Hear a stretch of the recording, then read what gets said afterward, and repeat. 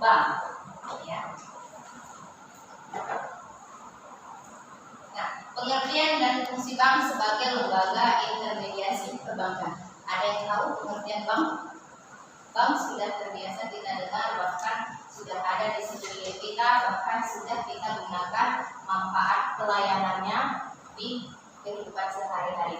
Mulai dari kita mengenal uang, ya, mulai dari bertransaksi, ya. Nah, kita menggunakan jasa bank. Oke. Nah, apakah bank itu? Bank dapat didefinisikan melalui 3 cara. Yang pertama, mengacu kepada peraturan perundang-undangan yang berlaku, ya. Yang kedua, itu mengacu kepada servis bank kepada konsumen. Yang ketiga, mengacu kepada fungsi ekonomis. Nah, kita lihat satu-satu bagaimana definisi bank menurut undang-undang. Ya. Definisi bank menurut undang-undang tahun nomor 7 tahun 92, ya, diperbarui dengan undang-undang nomor 10 tahun 98 mengatakan bank adalah badan usaha yang menghimpun dana masyarakat dalam bentuk simpanan dan menyalurkannya kepada masyarakat dalam rangka meningkatkan taraf hidup rakyatnya. Jadi bank sebenarnya tidak ada uang, ya. Dia hanya menghimpun dana dari masyarakat. Dia kumpul dana-dana dari masyarakat melalui tabungan, ya, beda namanya, tabungan atau simpanan yang diambil dari masyarakat atau nasabah, ya. Kalau di bank kita katakan nasabah, bukan masyarakat, nasabah. Kemudian dana yang tersimpan di bank ini akan disalurkan ke masyarakat lain atau nasabah lain yang membutuhkan dalam bentuk pinjaman. Jadi bank itu hanya sebagai lembaga untuk mengumpul dana dari masyarakat dan untuk masyarakat. Jadi berdasarkan undang-undang dinyatakan dia hanya menghimpun dana yang ada dalam bentuk simpanan dan menyalurkannya dalam bentuk kredit, ya, dalam meningkatkan taraf hidup rakyatnya. Ya, kalau kredit awalnya meningkatkan taraf hidupnya dan selanjutnya akan mempengaruhi kesejahteraan kalau tidak bisa membayarnya. Pengertian yang pertama dan kedua itu sedikit berbeda, tapi maknanya sama, tetap menerima simpanan. Yang di atas katanya menghimpun, yang kedua menerima. Yang pertama dia meningkatkan taraf hidup rakyatnya, kemudian yang kedua itu menyalurkannya dalam bentuk pinjaman. Itu berdasarkan produk servis atau produk yang ditawarkan. Produk yang ditawarkan bank itu banyak, bisa kredit rumah, KPR, beli mobil, beli kebun, lahan dan sebagainya bisa ditawarkan oleh bank. Bahkan asuransi, ya, asuransi juga produk yang ditawarkan oleh bank kepada masyarakat. Masyarakat membayar dalam bentuk premi, ya, bukan tabungan tapi premi namanya. Jika dalam asuransi. Nah, selanjutnya mengacu kepada fungsi ekonomis, ya. Fungsi ekonomis menyatakan bahwa bank merupakan lembaga yang menerima simpanan, menawarkan rekening dengan hak istimewa dan membuat pinjaman sebagai bagian yang tidak terpisahkan dari perannya sebagai finansial intermediari atas jasa transaksi kepada konsumen. Ya, jadi dikatakan finansial intermediari sebagai perantara, ya. Bank dikatakan sebagai perantara karena membantu masyarakat yang satu dengan masyarakat yang lain, antara si penghimpun dengan si peminjam. Jadi bank di tengah-tengah, jadi dikatakan intermediari. Jadi dia ambil uang dari dari masyarakat nasabah, kemudian disalurkannya dalam bentuk kredit, ya. Jadi dia hanya sebagai perantara, hanya menjembatani antara yang punya dana dengan yang membutuhkan dana. Jadi itulah dikatakan sebagai finansial intermediary. Nah, kemudian ada yang dikatakan juga pendekatan tugas ekonomis yang dianggap paling memuaskan. Sebagai finansial intermediary, banyak akan mengambil uang dari nasabah, mengumpulkan, menanamkan kembali dana tersebut pada perusahaan lain dalam ataupun kredit, saham, pasar modal dan lain-lain. Ya, sekarang lagi dari topik itu mengenai saham, usaha saham, usaha efek ya. Kemudian pasar modal ya. Jadi kita tanam saham, apalagi sekarang lagi tren arisan online. Ya, pinjaman online. Tetapi hati-hati dengan pencanggihan zaman dan kemajuan teknologi. Ya, data yang kita berikan itu bisa saja disalahgunakan oleh orang lain. Ya, ini adalah bank dari peneliti yang bernama Marcus and Miller pada tahun 92 menyatakan bahwa bank merupakan institusi yang berada di antara investor awal dengan investor akhir. Pada intinya, pengertian bank itu sama, ya, hanya bahasa dan redaksinya yang berbeda. Jika kita menyimpulkan bank, bisa saja bank merupakan tempat, ya, menyimpan atau menitipkan harta benda berupa uang, ya, kemudian disalurkan kepada orang yang membutuhkan.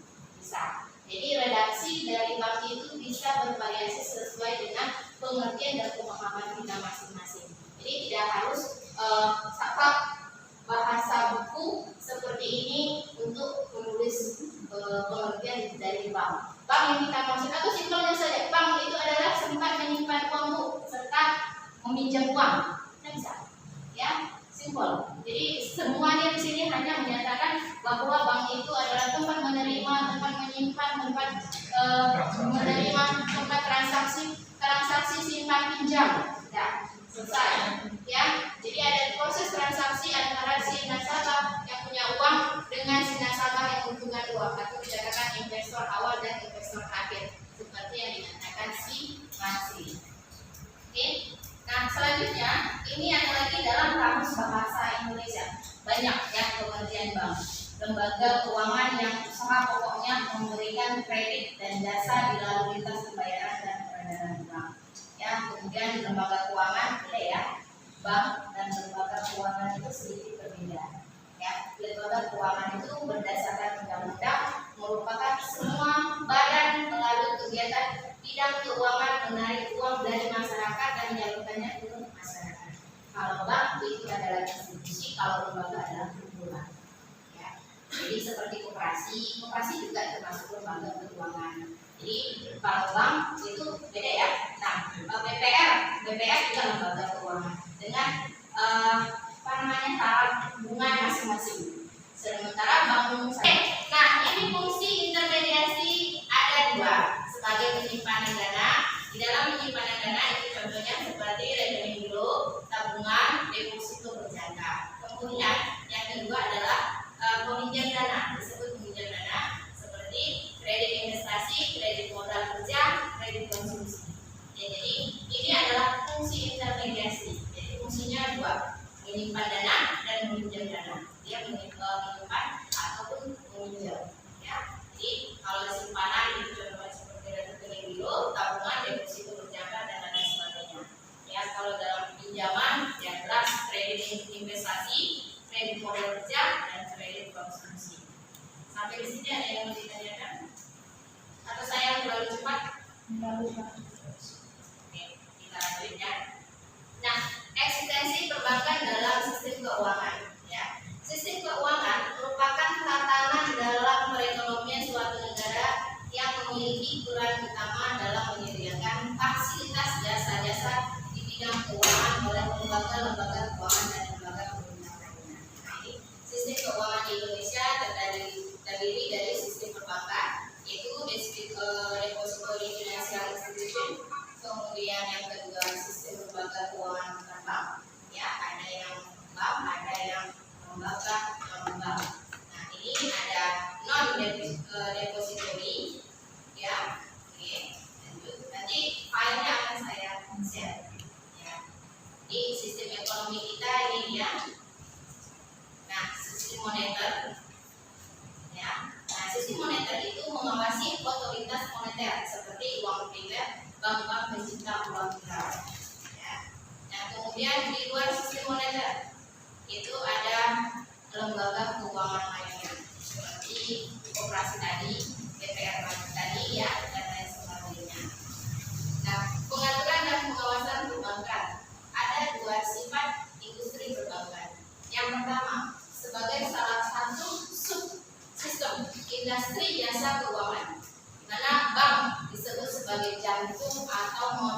penggerak roda perekonomian suatu negara. Salah satu leading sector atau indikator kestabilan tingkat perekonomian suatu negara itu jika roda perekonomiannya baik. Ya. Di dalam indikator dikatakan suatu negara itu baik jika pertumbuhan ekonominya baik atau banknya baik. Ya. Jadi kalau seandainya banyak nasabah menarik uang dari bank, maka bisa dikatakan bank akan kolek. Ya, dari uang fisik ya, uang kartal yang kita terima, uang yang biasa kita terima itu sekarang sudah pakai barcode. Ya, kita bisa bertransaksi pakai ID atau pakai Dana atau pakai OVO. Ya, tidak lagi pakai uang. Jadi kemana-mana kalau ada uang money, ya, money bisa bertransaksi, tidak lagi bawa uang cash. Kemana-mana saya rasa orang uang cash sudah sedikit membawa di kantongnya, tetapi sudah pakai ATM. Ya, ATM pun sekarang saya lihat sampai ke depan itu sudah beralih fungsi. Tidak ada gunanya ATM lagi, sudah pakai chip, sudah pakai ID, sudah pakai barcode, sudah ada Dana seperti itu ya, sudah ada fitur-fitur di aplikasi di handphone yang bisa kita gunakan sebagai alat pembayaran, tidak lagi uang. Nah, permasalahannya itu kalau kita pergi ke merchant-merchant yang menyediakan alat. Kalau kita pergi ke warung beli aqua atau mineral ya, beli mineral ya. Nah, bagaimana pedagang-pedagang kecil? Nah, itu sekarang membutuhkan suatu penelitian sehingga pedagang-pedagang kecil harus punya apa namanya yang mesin apa namanya kalau besok iya kalau kita bayar non tunai ya mesin apa namanya itulah pakai ada barcode-nya ya, ada logonya, bisa kita bertransaksi. Tapi kalau tidak ada susah ya, paling sedikit kita harus mengantongi uang 100.000 jaga-jaga. Jadi di dompet itu sudah tipis, tidak lagi tebal. Ya, jadi kedepannya mungkin akan beralih tidak lagi pakai uang cash, tapi sudah pakai cashless money. Ya, uang non tunai. Jadi, nah kalau ekonomi kita bagus, ya, kalau perbankan dunia perbankan itu terpuruk, maka dikatakan perekonomian itu tidak baik. Jadi salah satu indikatornya dunia perbankan perekonomian lihat banknya sehat atau tidak. Ya, kalau tidak sehat di dalam suatu wilayah, berarti perekonomian di daerah itu sudah tidak sehat. Banyak orang tidak percaya lagi dengan bank. Ya, dulu ya pernah kejadian tidak percaya masyarakat terhadap bank. Nah, sekarang mungkin kepercayaan orang akan tergeser, ya, sebab sulitnya mengambil uang tunai ke bank. Yang mungkin Bapak Ibu sudah merasakan bagaimana mengambil uang sendiri dengan syarat-syarat tertentu ketika kita datang ke bank. Apalagi sekarang seperti bank BRI, ya, yang ATM-nya bolak-balik ganti chip, ya, itu akan merepotkan nasabah ketika bertransaksi. Ya, karena saya sudah mengalami 2 kali juga ganti chip, kartu baru ganti, bertransaksi tidak bisa digunakan, harus kita lapor lagi ke bank untuk pembaharuan. Mungkin Bapak Ibu sudah mengalami atau belum, bisa saja akan datang masanya. Oke. Nah, kemudian yang di industri perbankan yang kedua adalah industri yang sangat bertumbuh kepada kepercayaan masyarakat. Itu tadi, ketika bank sudah tidak dipercayai oleh masyarakat, maka masyarakat akan mengambil uangnya rame-rame. Nah, katakanlah bank itu menghadapi trust. Trust itu adalah tiba-tiba seluruh masyarakat Labuan Batu menarik uangnya dari bank serentak, ya, bukan 1-2 hari, ya, hari ini si A, besok si C, si A, si D, gitu ya, tidak, tetapi serentak dalam waktu yang bersamaan mereka tarik uangnya, maka bank itu akan mengalami trust atau kolek, karena dia tidak bisa melayani masyarakat dengan uang, karena uangnya tadi kan disalurkannya ke orang lain. Jadi di bank itu tidak banyak. Kalau kita mengumpulkan uang di sini, jadi bank itu hanya menyimpan beberapa. Contoh kasus ketika Anda datang mengambil uang di atas 50 juta ke atas, maka hari itu tidak bisa Anda ambil, tapi tunggu 3 hari kemudian baru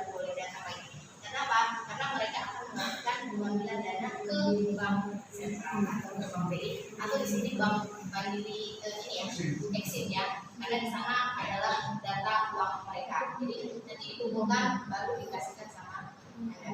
Jadi ketika kita ambil uang banyak itu tidak bisa langsung diambil, harus melalui proses. Ada menunggu lagi uang kita loh yang diambil. Antri lagi. Tidak. Kalau untuk yang 50 juta ke atas sepertinya nggak diantri, langsung naik ke kantor saya.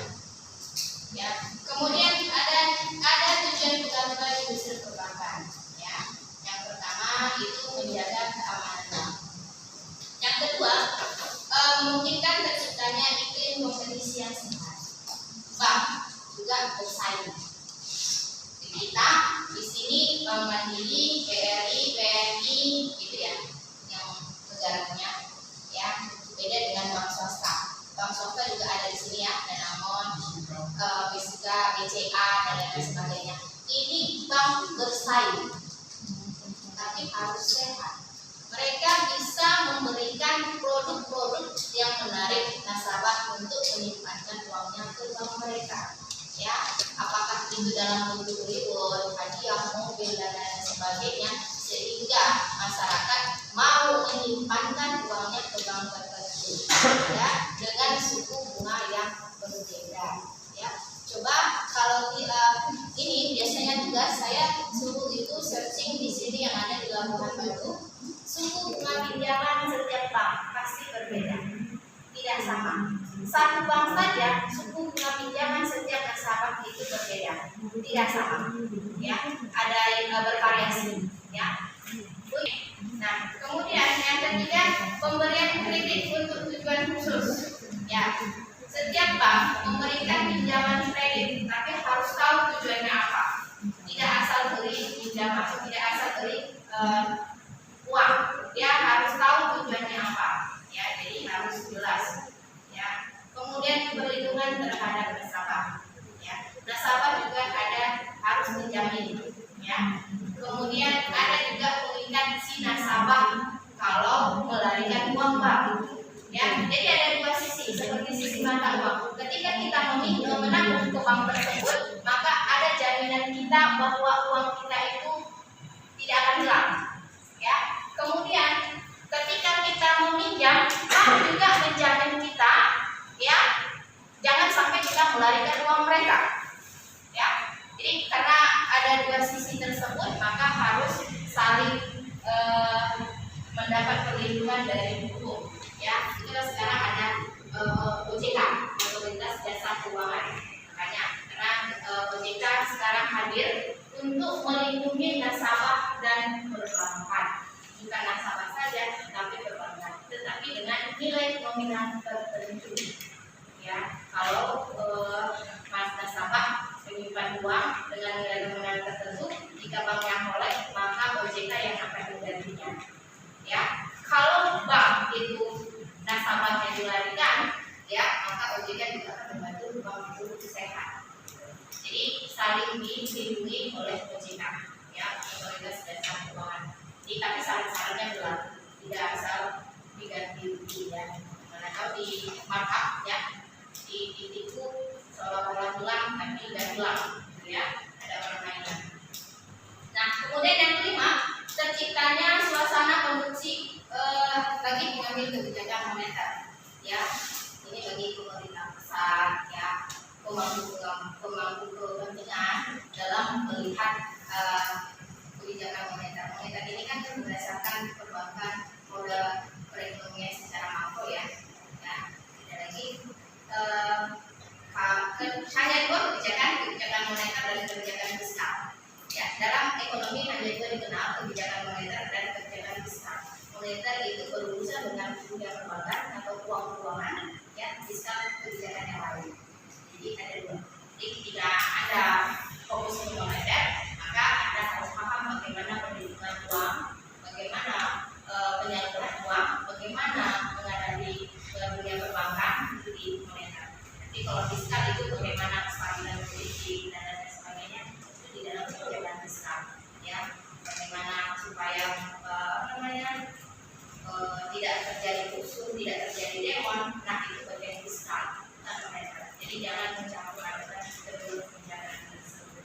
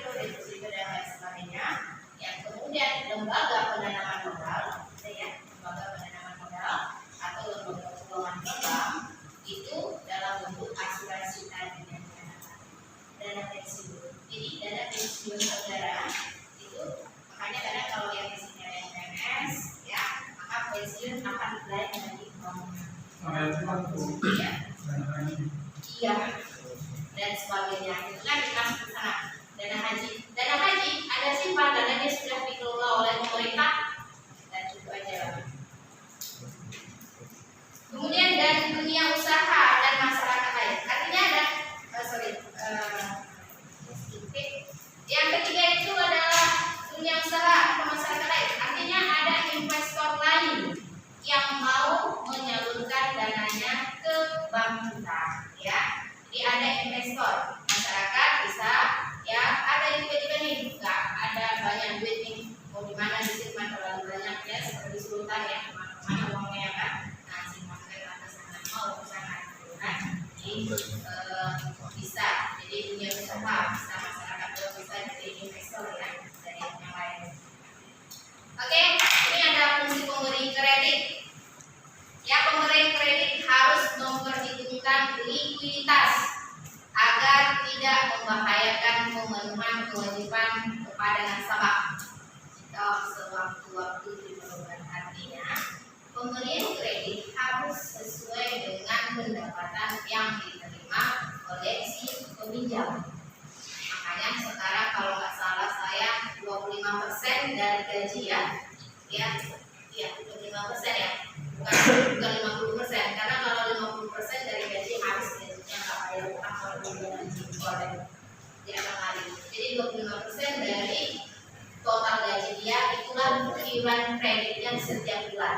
Misalnya 1 juta, maka dia harus bayar 250.000.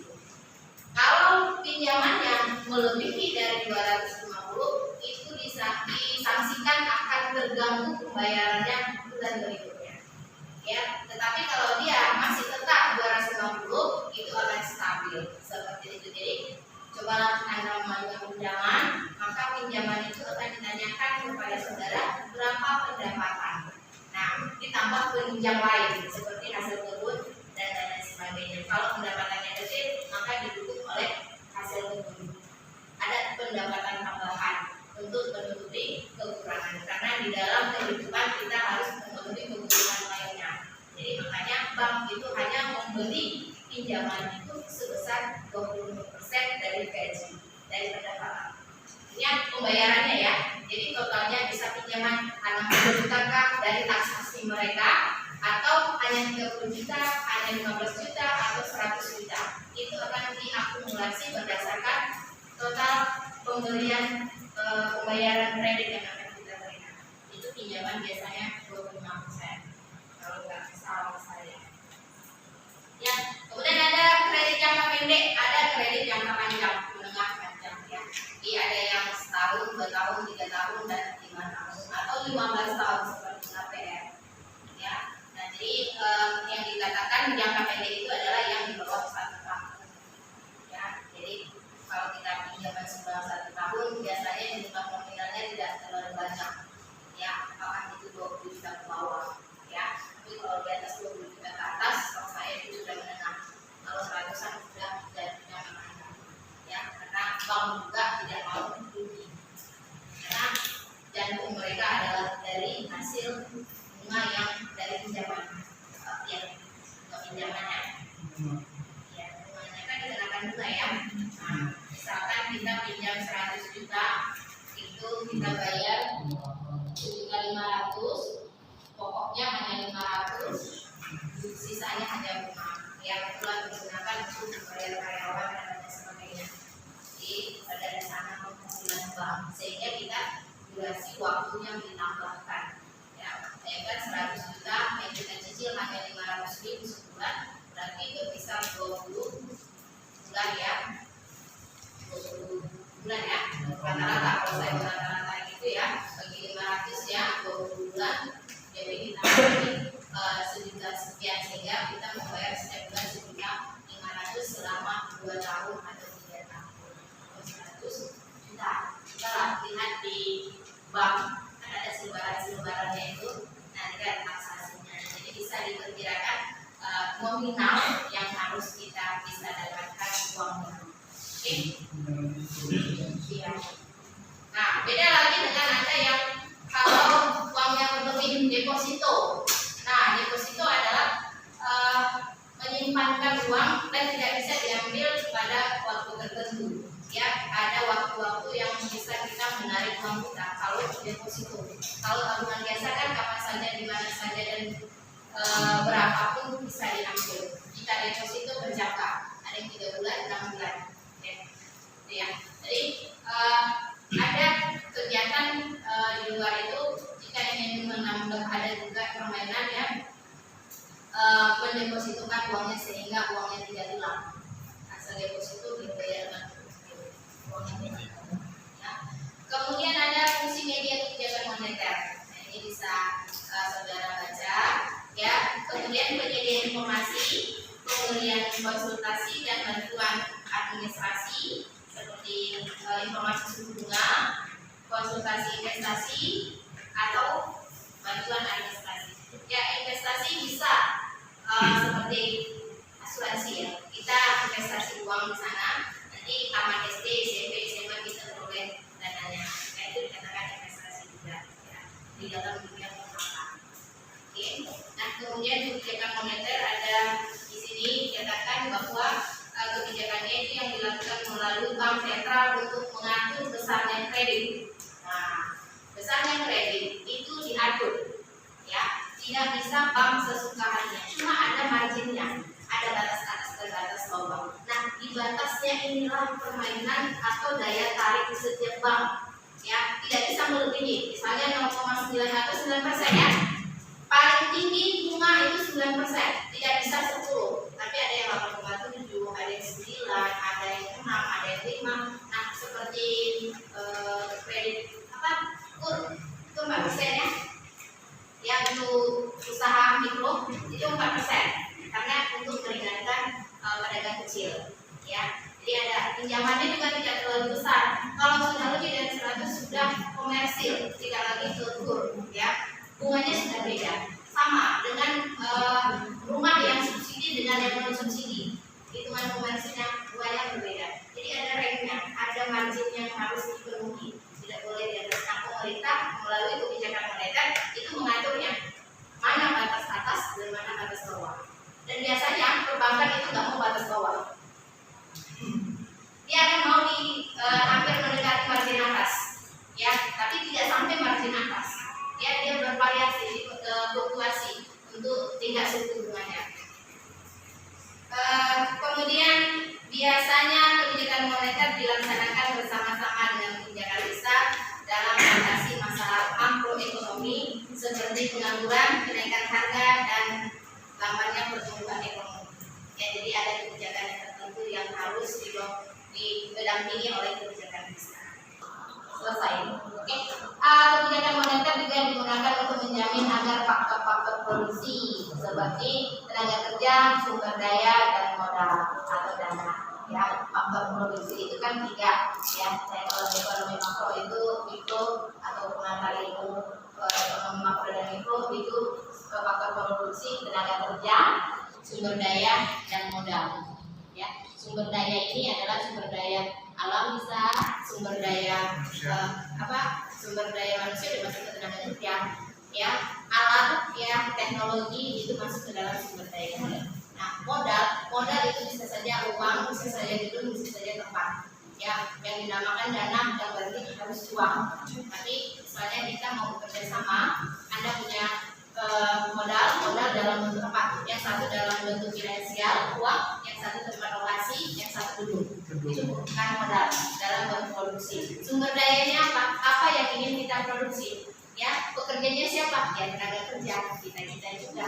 Jadi ada 3 yang merupakan. Satu lagi ya, pada mulanya kebijakan moneter hanya digunakan untuk mengendalikan tingkat harga. Kemudian menghadapi masalah pengangguran. Pengangguran sangat erat dengan pertumbuhan ekonomi. Kalau banyak orang yang menganggur seperti sekarang, maka tingkat kriminal juga akan semakin meningkat. Kalau orang sedikit menganggur, sejahtera daerah tersebut, ya, akan aman. Nah, kemudian fungsi kebijakan moneter yang lainnya adalah setiap waktu jumlah uang beredar agar dapat diciptakan demi menjaga kestabilan ekonomi. Oke, terima kasih. Ada yang mau ditanyakan? Silakan.